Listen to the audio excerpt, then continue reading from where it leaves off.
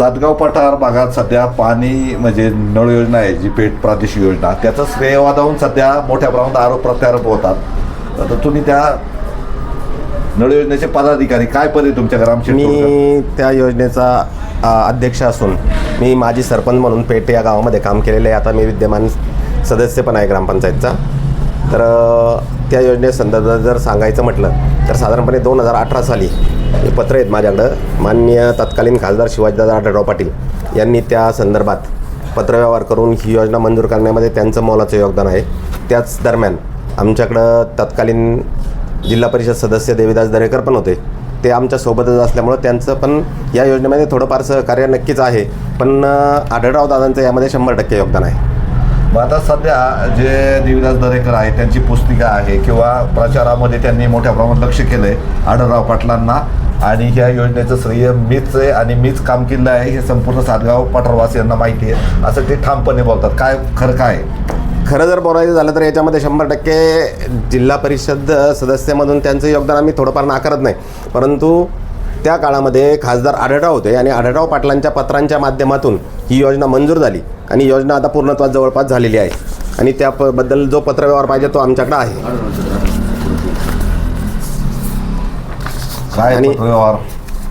यामध्ये तत्कालीन मुख्य अभियंता महाराष्ट्र जीवन प्राधिकरण पाणी पुरवठ्यासाठी सुद्धा पत्र यांनी शिवाजीदादांनी दिलेले आहे. त्याचबरोबर बबनराव लोणीकर मंत्री होते त्यावेळेस पाणी पुरवठा व स्वच्छता, यांना सुद्धा पत्रव्यवहार झालेला आहे आणि हे पत्र तुम्ही पाहू शकता. मग एवढं पत्रव्यवहार केला आहे, सगळं आहे आणि तुमच्याकडे एवढे पुरावे आहेत, मग समोरचे जे उमेदवार आहेत ते एवढे म्हणजे आक्रमकपणे का आढळराव पाटलांना लक्ष करतात? नाही, हे याचं उत्तर जर तुम्ही म्हणाल तर 2004 पासून आढळराव दादा या ठिकाणी खासदार होते. 15 वर्ष तत्कालीन ते खासदार राहिलेले आहेत. त्यानंतर दुर्दैवाने त्यांचा पराभव झाला तरीसुद्धा आढळराव दादांवरचं या भागातलं सातगाव पठारच्या जनतेचं प्रेम बिलकुल कमी झालेलं नाही आहे. दादांना मानणारा वर्ग ह्या भागामध्ये खूप मोठा आहे आणि दादा जे सांगतील तोच उमेदवार या ठिकाणी विजयी होतो.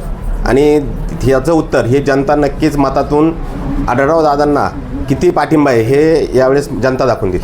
साधारण किती कोटी रुपयाची योजना असेल ही? साधारणपणे एक 27 कोटीची योजना आहे. आणि एकंदर ह्या योजनेबाबत श्रेयवादाचा मोठा प्रश्न तयार झाला आहे आणि त्याबाबत राष्ट्रवादी काँग्रेस पक्षाचं काहीच श्रेय नाही किंवा बोलत नाही ते. आणि पूर्णपणे देवीदास दरेकर आहेत, त्यांनी सांगितलं का ही श्रेय म्हणजे पूर्ण योजना मी केली आहे जिल्हा परिषद सदस्य नात्याने.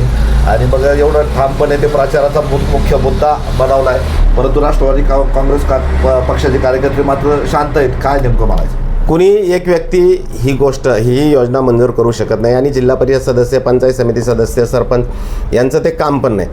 योजना मंजूर करण्यामध्ये तत्कालीन त्या काळामध्ये असलेले खासदार असतील, त्या काळामध्ये असलेले आमदार असतील, या सर्वांचं योगदान आणि त्याच्यामध्ये झेडपी सदस्य असतील, पंचायत समिती सदस्य, या सर्वांनी मिळून ही योजना मार्गी लागली आणि ह्या भागातल्या जनतेच्या पिण्याच्या पाण्याचा प्रश्न जवळपास आता मिटेल. परंतु हे श्रेय एका व्यक्तीने घेणं 100% चुकीचं आहे. यामध्ये हे सर्व सामाजिक नेतृत्वात सगळ्यांचं श्रेय आहे.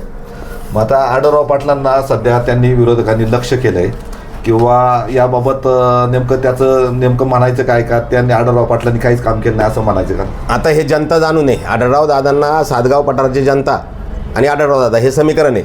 आत्तापर्यंत कोणत्याही इलेक्शनमध्ये आढळराव दादांनी जे सांगितलं तेच घडले. आढळराव दादांनी स्वतःसुद्धा उभे होते तर जनतेने भरभरून प्रतिसाद दिला आहे. त्यांनी जे उमेदवार उभे केले, माझ्या पत्नी सौ शीतल तोडकर यासुद्धा मागील पंचायत समितीला उभ्या होत्या, त्यासुद्धा चांगल्या मताधिक्याने निवडून आल्यात. असं काही नाही, दादा सांगतील तेच या मतदारसंघात घडतंय आणि त्यामुळे थोडंफार आता विरोधक आरोप प्रत्यारोप करणार. आपण त्याला जनता ही त्यांच्या मताच्या याच्यामध्ये दाखवून देईल का आम्ही कुणाच्या बरोबर आहे.